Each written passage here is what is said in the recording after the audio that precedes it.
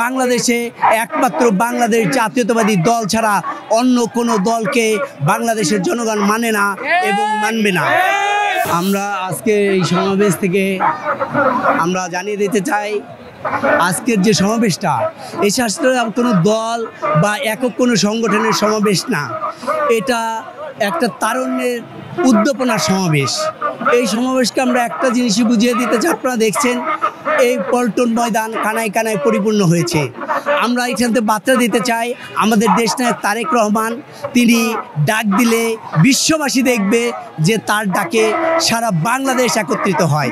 আমরা আজকে এখানে বুঝিয়ে দিতে চাই যে জনাব তারেক রহমানের নেতৃত্বে গোটা বাংলাদেশ, গোটা সংগঠন একত্রিত। বাংলাদেশে একমাত্র বাংলাদেশ জাতীয়তাবাদী দল ছাড়া অন্য কোনো দলকে বাংলাদেশের জনগণ মানে না এবং মানবে না।